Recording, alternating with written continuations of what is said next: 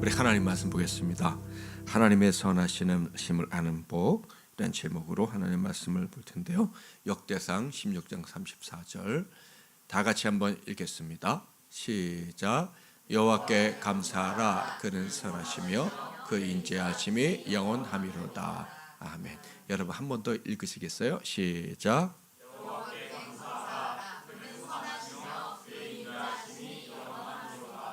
아멘. 하나님께 감사하는 이유가 뭐라고 나와 있습니까?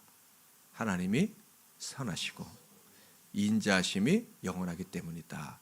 여기서 인자하심이란 말은 많이 들어서 아시죠? 실패하지 않는 사랑이 영원하시기 때문이다라는 걸. 그러면 하나님께 감사하는 이유가 하나님이 선하시고 인자하시기 때문이라면 누가 감사할 수 있는 건가요? 하나님의 선하심을 경험한 사람, 하나님의 인자하심을 경험한 사람, 하나님의 선하심과 인자하심을 경험할 수 있기를 주님의 이름으로 축복합니다. 사실 여러분은 다 경험한 분들이 있다, 그렇게 믿습니다.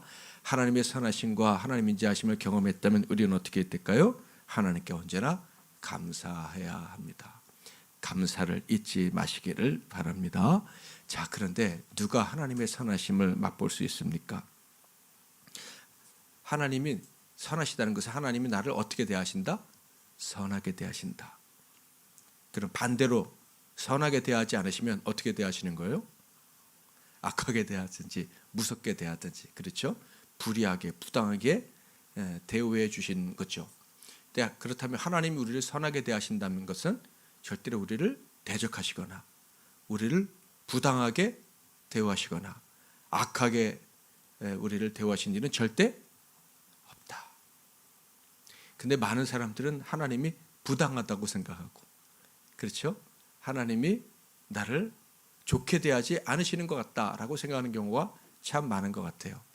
그런데 저기 역대상 16장에 보면 누가 지금 저 노래를 한 거냐면 다윗이 노래한 건데, 다윗도 하나님이 나를 선하게 대우하지 않는다고 불평한 적이 있었을까요? 없었을까요? 바로 16장에 있는 사건과 관련해서 하나님께 화를 낸 적이 있어요. 하나님이 나를 부당하게 대하신다고. 16장에는 어떤 이야기가 있냐면 법궤가 돌아오는 거예요. 법궤가 돌아올 때 원래는 예루살렘 성전으로 바로 와야 되는데 법궤가 돌아올 때 어떤 일이 벌어졌어요? 법궤가 흔들릴 때 원래 하나님이 제사장들이 메고 가라고 하셨는데 소달구지에 싣고 오다가 법궤가 흔들리니까 그거를 만졌다가 다윗의 신하가 죽었잖아요. 그러니까 다윗 입장에서는 굉장히 화가 났어. 여러 가지가 망가졌거든.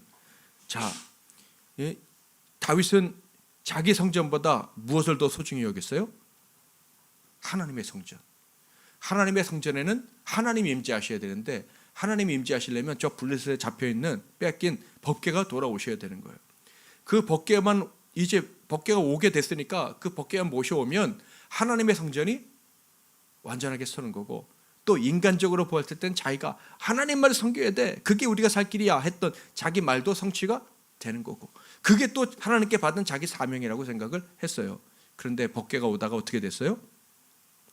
흔들려서 사람이 죽었어. 그래서 법궤를 성전으로 모셔오지 못하고 어디로 갔어요? 오베데돔의 집으로 갔어요. 그 순간 다윗은 화가 났습니다.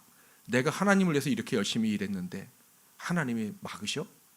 그리고 사람까지 죽어? 내가 제 사명을 감당하지 못하게 되는 거 아니야? 그냥 인생 자체가 순간 다 망가져 버리는 것 같고, 하나님과 맺은 언약도 깨어져 버리는 것 같고, 내가 쓸모없는 존재가 되는 것 같고, 제가 다윗이라 입장이었다면 정말 오만 생각이 다 들었을 것 같아요. 하나님이 선하게 나를 대하시지 아시는 것 같다. 그래서 화가 난 거예요. 화가. 하나님이 나를 악하게 대하셨다고 생각한 거예요. 근데 조금 있다가 어떤 일이 벌어졌어요? 오벳 에돔의 집에 법궤가 가 있었는데 그 집이 복을 받는 거예요. 그리고 나서 생각해 보니까 자기가 화낼 이유가 있었어요, 없었어요? 여러분, 하나님께 화낼 때 화를 낼 수는 있어요. 그런데 내가 왜 하나님께 화를 냈는지 생각을 해보셔야 돼요. 다윗은 깨달았어요. 내가 왜 하나님께 화를 냈지? 왜 하나님이 나한테 선하게 대하지 않는다고 생각했지? 그 이유는 뭐였습니까? 불순종이었어요. 자기는 순종한다고 생각했지만 불순종했어요. 법궤는 제사장들이 메고 와야 된다고 하나님 분명히 말씀을 하셨지만 자기 생각에 황소가 이끌고 와도 좋겠지, 응? 뭐 거의 춤추면서 모시고 오면 되지 않을까, 자기 생각대로 하나님을 섬겼다가 그런 일이 벌어진 거거든요.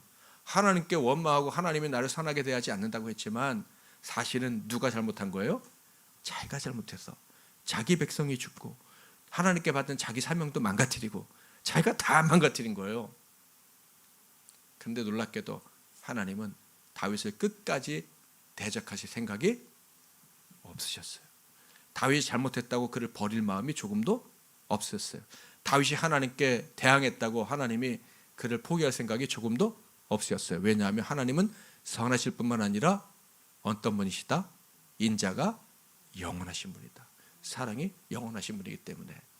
그래서 오베드돔의 집에 복을 받으니까 다윗이 그러면 다시 하나님의 성전으로 오신다는 얘기인가?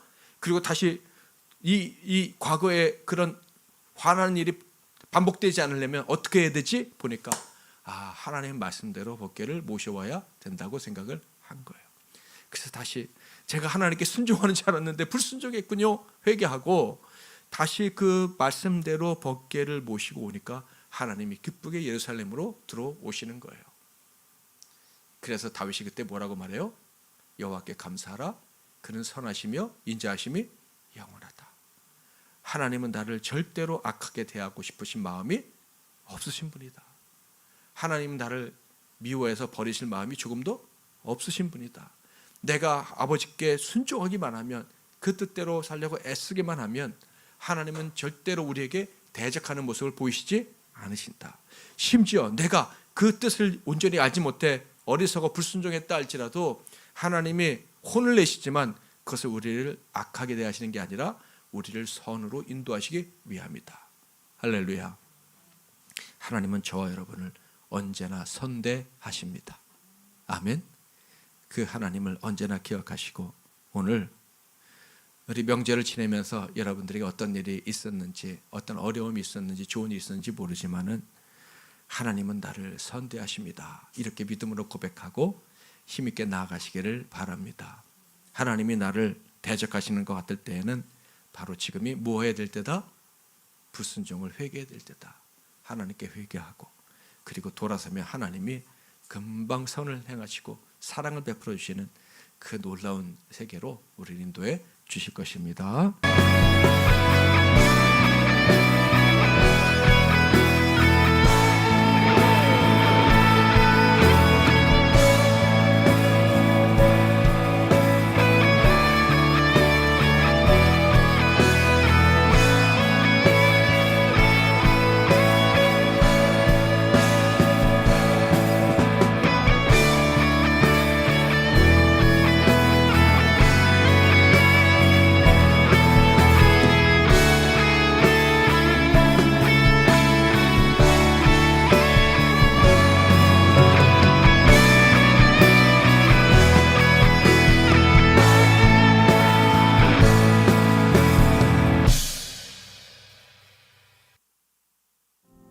할렐루야.